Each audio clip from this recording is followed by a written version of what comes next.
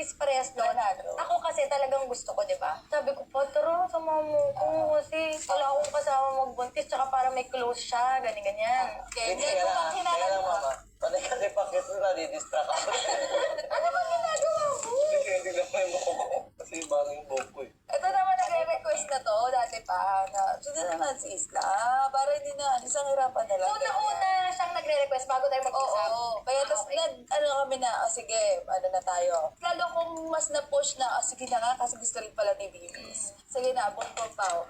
So, ayun guys, ang pinaka-storya kung bakit halos sabay kami kasi planado po talaga siya. Nauna pa si Pat, akala ko mauuna ako nun eh. So, hindi na kami nagkagulatan na mangyayari to.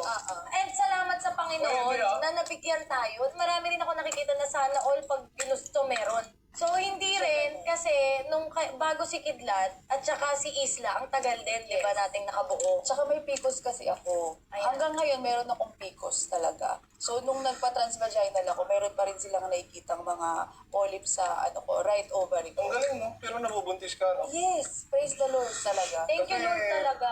Most of the hindi naman majority, pero parang karamihan din ang nababalita ko may PCOS. Hirap silang magkamihan. Ang hirap nga. Actually, ganun yung sabi ng doktor sa kanya. Ang kailangan mo lang, buti yung kanya, hindi rin super lala.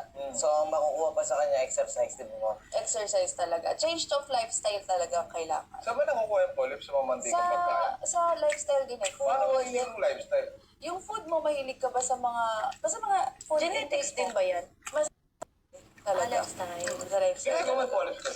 Ginagawan mo ko ng sakit. Thank you for the food, ma'am. Parang gusto niyo may ibida rin ako ng kwento. Wala akong Pero gano'n. kasi meron ka kasi mahirap ka din mabuntis. O, yun ang hindi ko alam. Akala natin Kaya nga, ka, di ba? nagulat kami, itong pangalawa. Yung Oh, pangalawa, ang bilis. talagang blessed kami ni Lord. Thank you, Lord, talaga. Thank you, Lord. Pagdating dito sa ano na to. Palapanan. Thank you, Lord. Kaya natutuwa kami kasi imagine ninyo, ilan na ang bata ngayon? Mami Biela, Isla, Kitlat. 5 anin.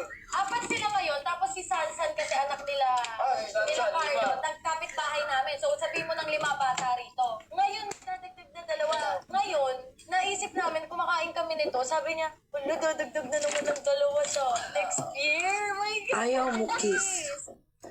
I kissed you, but you removed my kiss. You wiped it. Right? So we will not kiss you anymore. Nah, you remove it. You remove my kiss. I will not kiss you again.